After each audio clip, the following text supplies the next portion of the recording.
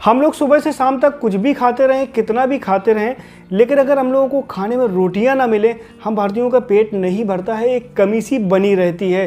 तो दोस्तों हम लोग रोटियों को दोपहर में भी खाते हैं, रात को भी खाते हैं, मतलब लंच और डिनर में खाते हैं, साथ साथ कभी कभी नाश्ते में भी हम लोग पराठे वगैरह बना के खाते हैं। लेकिन एक दुर्भाग्य की बात यह है कि हम में से ज़्यादातर लोगों को रोटी के न्यूट्रिशन के बारे में जानकारी नहीं है।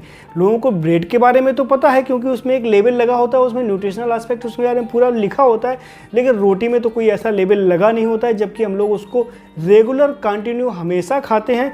तो आज के इस वीडियो में हम लोग इसी रोटी के बारे में बात करेंगे, डिटेल में बात करेंगे। और रोटी को डिटेल में समझने के लिए हम लोग मेनली 4 टॉपिक इसमें डिस्कस करेंगे। सबसे पहले हम लोग इसके न्यूट्रिशनल एस्पेक्ट्स के बारे में बात करेंगे, फिर हम लोग बात करेंगे कि हम लोग को एक दिन में कितनी रोटी खानी चाहिए, और तीसरा जो टॉपिक होगा वो ये होगा कि हमारी रोटी कैसी हो, मतलब कि हमारा अपनी रोटी को जो है नॉर्मल रोटी से हम लोग कैसे जो है इसमें और बहुत सारे न्यूट्रिएंट्स डाल सकते हैं, बहुत सारा इसमें न्यूट्रिशन क्रिएट कर सकते हैं, कैसे हमारी रोटी हो इसके बारे में बात करेंगे। और चौथा टॉपिक होगा कि किन लोगों को रोटी बिल्कुल नहीं खानी चाहिए। तो दोस्तों इस वीडियो को पूरा देखने के लिए हो जाइए तैयार, क्योंकि आप इस वीडियो में बहुत कुछ सीखने वाले हैं।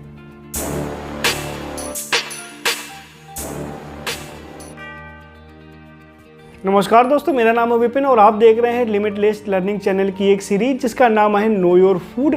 और इसके हर एपिसोड में मैं एक खाने वाला एक कोई भी आइटम लेता हूं, जिसके बारे में पूरा डिटेल में बात करता हूं कि उसमें कौन कौन से न्यूट्रिएंट्स पाए जाते हैं और उसको खाने से हमें क्या क्या फ़ायदे होते हैं, या फिर हमारी कौन कौन सी बीमारियां उससे ठीक होती हैं। तो दोस्तों आज के इस वीडियो में हम बात कर रहे हैं रोटी के बारे में। आज हम लोग रोटी को बेहतर तरीके से समझने के लिए सबसे पहले हम लोगों को उसके बारे में ये समझना पड़ेगा कि उसमें कौन कौन से न्यूट्रिएंट्स पाए जाते हैं, उसका न्यूट्रिशन स्टेटस क्या क्या है। तो दोस्तों अगर आप एक रोटी लेते हैं लगभग 30 से 35 ग्राम की, तो उसमें आपको क्या क्या मिलता है। तो सबसे पहले हम बात कर लें उसमें जो मैक्रोन्यूट्रिएंट्स, और फिर इसके बाद हम लोग बात करेंगे माइक्रोन्यूट्रिएंट्स की। तो मैक्रोन्यूट्रिएंट्स की अगर बात करें तो सबसे पहले इसमें कार्बोहाइड्रेट की बात करें तो कार्बोहाइड्रेट मिलता है 15.7 ग्राम मिलता है, और प्रोटीन इसमें 2.7 ग्राम मिलता है, और फैट होता है 3.7 ग्राम। साथ ही साथ अगर इसको सबको मिला लें तो इनसे सबसे एनर्जी जो मिलती है 104 कैलोरी मिलती है, जो एक अच्छी मात्रा है, मतलब बहुत अच्छी मात्रा है। मतलब एक रोटी में आपको 104 कैलोरी मिल रही है, जो कि बहुत ही ज़्यादा कैलोरी है। फिर इसके बाद बात करें कि इसमें फाइबर भी मिलता है ठीक ठाक, 2.7 ग्राम इसमें फाइबर मिलता है एक रोटी में। अगर मैं इसमें पाई जाने वाली कैलोरी या एनर्जी की बात करूं, जैसा कि 104 कैलोरी इसमें पाई जाती है, तो ये मान लीजिए कि 104 कैलोरी जो है 5% पड़ता है आपका आरडीआई का। मतलब अगर आपकी जो डेली डोज है आपकी, जैसे कि 2000 कैलोरी के लगभग आपकी अगर डोज है कैलोरी की जो सामान्यता रहती है, तो अगर उतनी है तो ये मान लीजिए आपको 5% आपकी कैलोरी जो है पूरे दिन की एक रोटी से मिल जाती है। फिर इसके बाद हम लोग बात कर लेते हैं माइक्रोन्यूट्रिएंट्स के बारे में। तो इसमें विटामिन्स भी ठीक ठाक मात्रा में मिलते हैं, खासतौर से जो इसमें 3 विटामिन आपको दिख रहे होंगे चार्ट में, विटामिन B1, विटामिन B3 और फोलेट या फोलिक एसिड भी काफ़ी ठीक ठाक अच्छी मात्रा में है। साथ ही साथ अगर मैं मिनरल्स की बात करूं तो इसमें मिनरल्स भी ठीक ठाक मिलते हैं, जैसे कि कैल्शियम, आयरन, मैग्नीशियम, और आप फास्फोरस देख रहे होंगे तो फास्फोरस एक बहुत अच्छी मात्रा में है। साथ ही तो दोस्तों अगर आप अभी तक ये समझ रहे थे कि रोटी से हमें सिर्फ कैलोरी मिलती है, एनर्जी मिलती है, तो आप गलत थे, क्योंकि आप इसमें प्रोटीन भी मिलती है, और इसमें जो है थोड़ा सा फाइबर भी रहता है, और विटामिन और मिनरल्स भी पाए जाते हैं। अभी तक हम लोगों ने ये जाना कि हमारी एक रोटी में क्या क्या पाया जाता है, उसमें कौन कौन से न्यूट्रिएंट्स पाए जाते हैं, उसके न्यूट्रिशनल एस्पेक्ट क्या क्या हैं। अब हम लोग बात करते हैं बहुत ही बेहद ज़रूरी टॉपिक, वो है कि हम लोगों को एक दिन में कितनी रोटी खानी चाहिए। तो दोस्तों रोटी आप लोग हमेशा कुछ जनरल शब्द सुनते होंगे, जैसा कि अगर कोई मोटा हो रहा है तो उससे कहा जाए कि भैया 2 रोटी थोड़ा कम खाया करो, या फिर जो अगर कोई पतला है उससे कहेंगे भैया कुछ रोटी वोटी खाया करो। तो इस तरह से जो है हमेशा रोटी को कहीं ना कहीं से जोड़ा जाता है आपकी हेल्थ से। लेकिन हम में से ज़्यादातर लोग ये नहीं जानते हैं कि रोटी का हमारे वजन के बढ़ने और घटने में क्या रोल है। तो दोस्तों आज इसके बारे में हम लोग डिटेल में बात करेंगे। तो अगर मैं अपना क्वेश्चन दोहराऊं कि हम लोगों को एक दिन में कितनी रोटी खानी चाहिए, आपको कितनी रोटी एक दिन में खानी चाहिए, तो इसका पहला उत्तर तो यही होगा कि आपकी जितनी मर्जी हो। मैं कौन होता हूं कहने वाला कि आप कितनी रोटी खाएं, आपकी जितनी मर्जी है, आपकी जितनी भूख है आप उतनी रोटी खाइए। लेकिन यहाँ पे मैं क्या है, मेरा मकसद वीडियो का इतना है सिर्फ बनाने का कि मैं एक साइंस के हिसाब से मैं एक बताऊं कैलोरी और जो कार्बोहाइड्रेट और जो है प्रोटीन, इसको मिला के एक पूरी गणित मिला के मैं आपको पूरा एक डिटेल बताऊं, जिससे कि आप खुद डिसाइड कर पाएंगे कि आपको कितनी रोटी खानी चाहिए।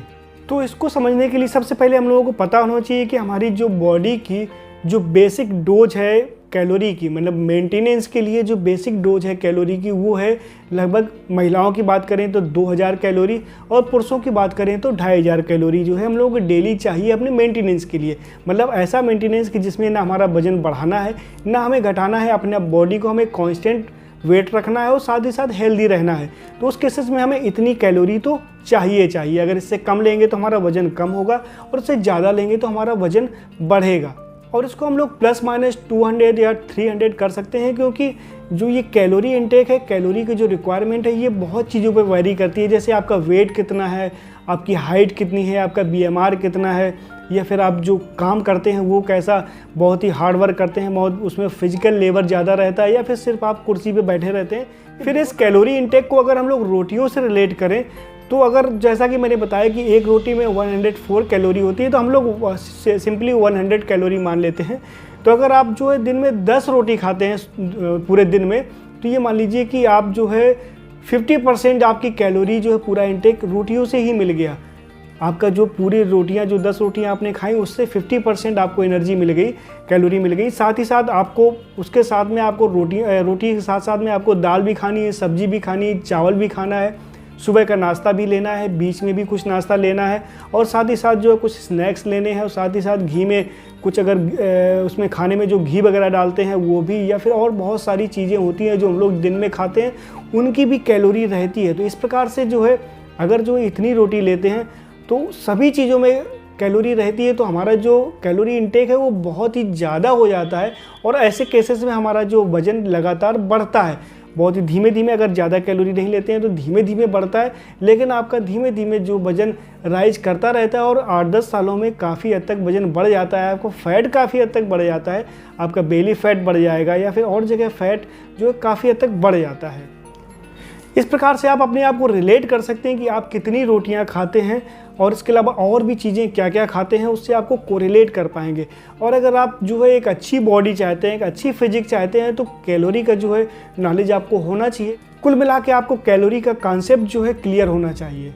अपने कॉन्सेप्ट को और अच्छे से समझने के लिए और हम लोग बात करते हैं प्रोटीन के बारे में, कि हम लोगों की प्रोटीन इंटेक कितना होना चाहिए, क्योंकि प्रोटीन हमें बहुत ही ज़्यादा ज़रूरी है, और हमारे डाइट में प्रोटीन सबसे ज़्यादा कमी होती है। तो प्रोटीन हम लोगों को कितनी चाहिए दिन में? प्रोटीन हम लोगों की चाहिए 1 ग्राम पर केजी बॉडी वेट। मतलब अगर आपकी जो बॉडी का वेट है 60 केजी है, तो आपको जो है 60 ग्राम प्रोटीन रोज़ चाहिए। और प्रोटीन के जितने भी वेज स्रोत हैं, अगर उनकी बात करें तो प्रोटीन के साथ साथ उसमें बहुत सारे कार्बोहाइड्रेट भी बहुत ज़्यादा पाया जाता है, जिससे हमें बहुत सारी कैलोरी मिलती है। जैसे कि दाल है, दाल की बात करें, अगर दाल लेते हैं तो दाल में प्रोटीन तो आपको मिल जाती है, लेकिन उसके साथ ही साथ हम लोगों को बहुत ज़्यादा मात्रा में कार्बोहाइड्रेट भी मिलता है, जो बहुत सारी, जिसमें बहुत सारी एनर्जी होती है। तो वही मैंने बताया कि जैसे कि रोटी के बारे में अगर रिलेट करें, तो अगर सिर्फ रोटी से ही, जैसे कि मैंने बताया कि अगर आप जो 8 या 10 रोटी लेते हैं तो लगभग 50% आपकी एनर्जी जो कैलोरी है वो रोटी से आ जाती है। साथ ही साथ आपको ये भी बहुत सारी चीज़ें लेनी है, तो आपका कैलोरी इंटेक बहुत ज़्यादा बढ़ जाता है। इस प्रकार से आपको थोड़ा सा जो है कॉन्शियस रहना चाहिए, थोड़ा सा जो है आपको अलर्ट रहना चाहिए कि हमारा कैलोरी इंटेक कितना हो रहा है। फिर इसके बाद बात कर लेते हैं कि मेरा ओपिनियन क्या है, मेरी राय क्या है, मैं क्या सलाह देता हूं कि जो है आपको कितनी रोटी खानी चाहिए। तो अगर आप एवरेज जो है आपका 60-70 केजी अगर वेट है आपका, तो आपको लगभग दोपहर में अगर जो लंच है उसमें आपको 2 रोटियां खानी चाहिए, और डिनर में 1 रोटी खानी चाहिए।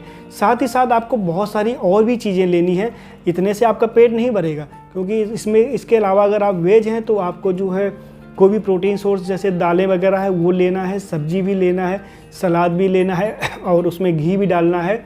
ये सब चीज़ों के करने के बाद आपको और भी चीज़ें लेनी है, जैसे कि फ्रूट्स भी लेने हैं, साथ ही साथ जो है आपको सलाद भी लेना है, आपको सुबह का नाश्ता भी लेना है, और जो इवनिंग में अगर कोई कुछ फ्रूट या जूस वगैरह लेना है या कोई भी स्नैक्स लेना है। इस तरह से आपका कैलोरी इंटेक मेंटेन रहेगा, क्योंकि जो है आप किसी और चीज़ों को कम करेंगे तो आपको नुकसान होगा। मतलब आपको अगर फल हटाएंगे अपनी डाइट से तो आपको नुकसान होगा, सब्जियों को हटाएंगे तो नुकसान होगा, आप दालें वगैरह या प्रोटीन स्रोत को हटाएंगे तो नुकसान होगा आपको।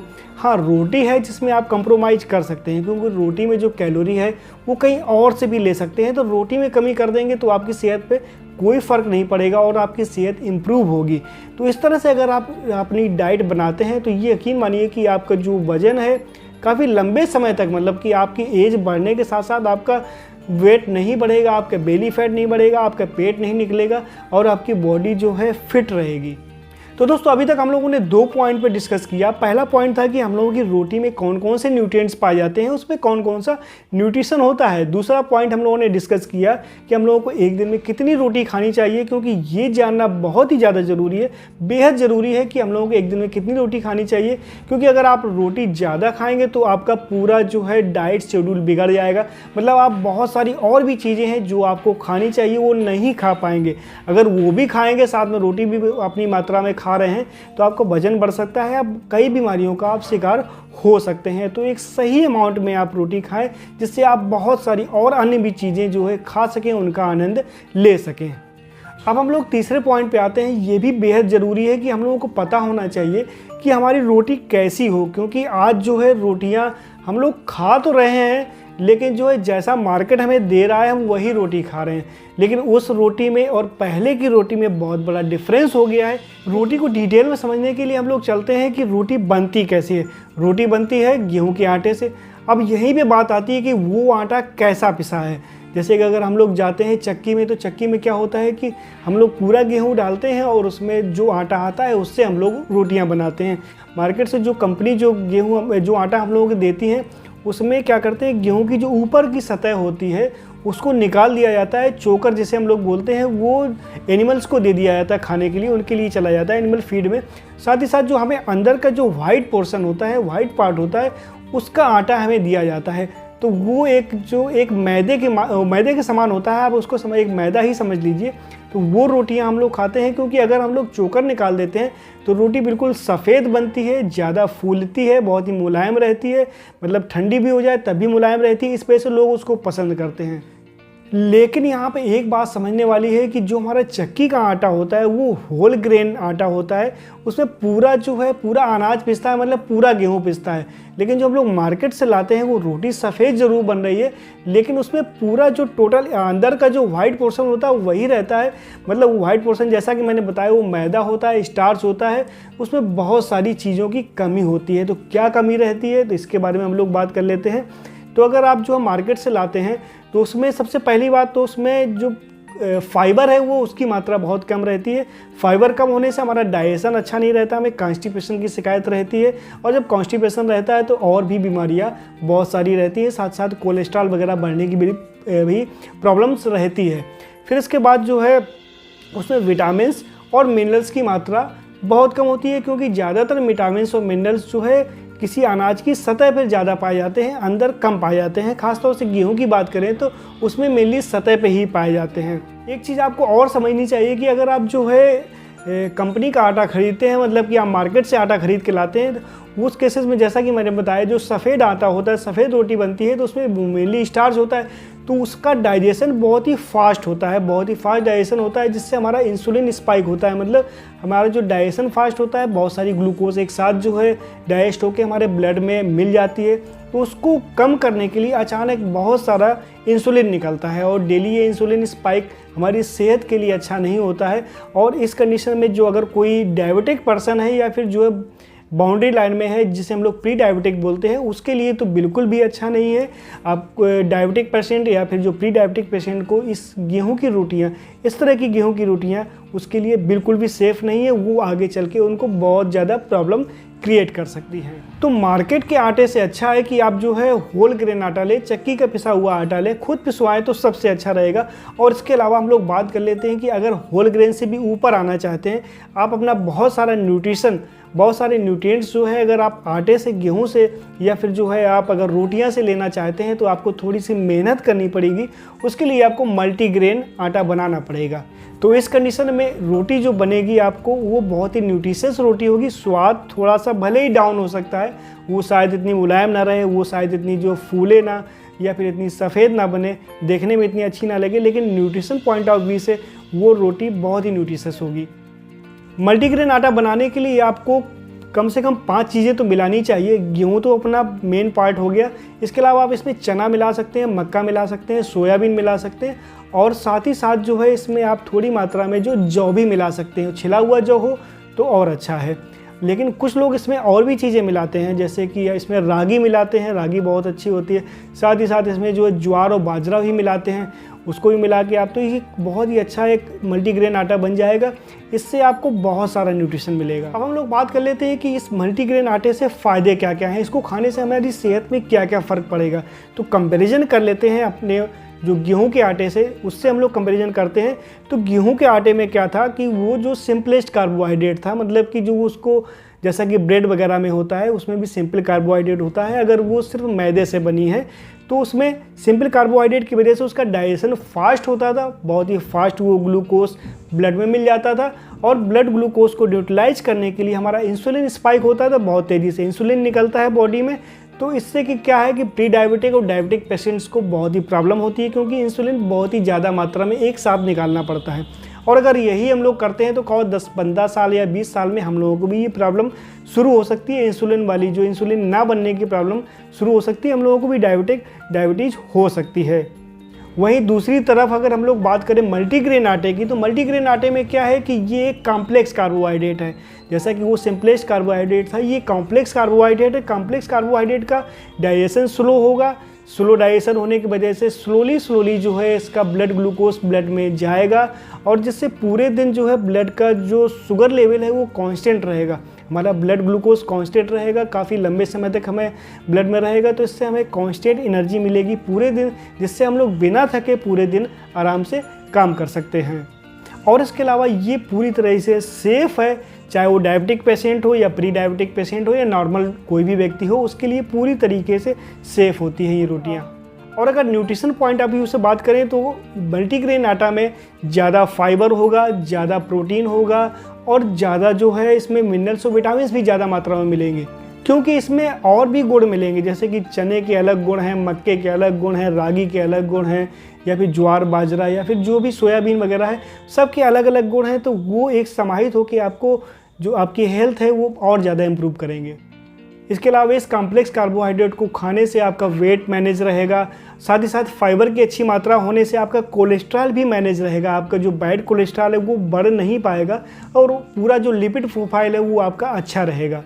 इसके अलावा आपका डाइजेशन अच्छा रहेगा, आपको कॉन्स्टिपेशन नहीं होगा क्योंकि इसमें फाइबर अच्छी मात्रा में है। तो इस तरह से ये मल्टीग्रेन आटे के बहुत सारे फ़ायदे हैं।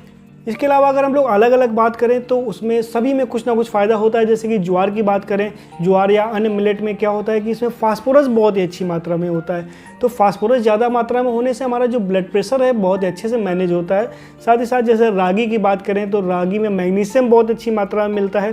तो मैग्नीशियम से क्या होता है, हमारा जो इंसुलिन बहुत अच्छे से मैनेज रहता है और जो इंसुलिन रेजिस्टेंस है वो काफ़ी हद तक कंट्रोल रहता है, वो कम हो जाता है।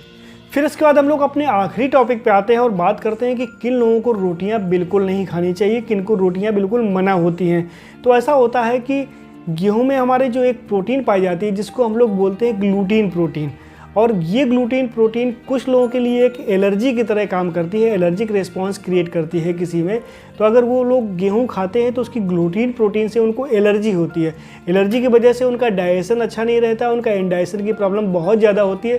साथ ही साथ जो है और बहुत सारे एलर्जिक रिएक्शंस होती हैं, उनके जॉइंट पेन भी हो सकता है या फिर और भी कई तरीके के सिम्टम आते हैं उसमें। तो उस केसेस में क्या होता है कि डॉक्टर्स बिल्कुल मना कर देते हैं आपके कि गेहूँ से बनी कोई भी चीज़ें आपको नहीं लेनी है। इवन ब्रेड वगैरह या फिर और भी बहुत सारी चीज़ें जो गेहूं से बनी होती हैं वो नहीं लेनी होती हैं। इसके अलावा जो है आप और सारी चीज़ें और सारे जो अनाज आराम से खा सकते हैं। आप चावल खा सकते हैं या दाल खा सकते हैं या फिर जो और भी ज्वार बाजरा वगैरह आप वो आराम से खा सकते हैं, लेकिन आपको गेहूँ बिल्कुल भी मना हो जाता है। और इस चीज़ को हम लोग ग्लूटीन सेंसिटिविटी बोलते हैं। और ये ग्लूटीन सेंसिटिविटी के केसेस अब बहुत तेज़ी से बढ़ रहे हैं। इसका कारण तो मुझे नहीं पता है, लेकिन ग्लूटीन सेंसिटिविटी के केसेस आप भी अगर आसपास गौर किए होंगे तो बहुत सारे लोग हैं जो रोटियां नहीं खाते हैं क्योंकि वो लोग कहते हैं कि मुझे ग्लूटीन सेंसिटिविटी है। तो आज के लिए बस इतना ही। उम्मीद है दोस्तों आज का ये वीडियो आपको पसंद आया होगा, तो प्लीज़ अपनी राय कमेंट बॉक्स में ज़रूर दीजिएगा। और ख़ासतौर से जो ये मैं सीरीज़ चला रहा हूँ नो योर फूड, जिसमें मैं एक खाने वाला कोई आइटम लेता हूँ और उसके बारे में डिटेल में बात कर रहा हूँ, वो आपको कैसी लग रही है तो प्लीज़ ज़रूर आप अपनी कमेंट बॉक्स में प्लीज़ उसका ज़रूर आंसर दीजिएगा। तो मिलते हैं एक नए वीडियो में नए फूड आइटम के साथ। तब तक अपनी और अपनों की सेहत का खूब ख्याल रखिए। धन्यवाद दोस्तों।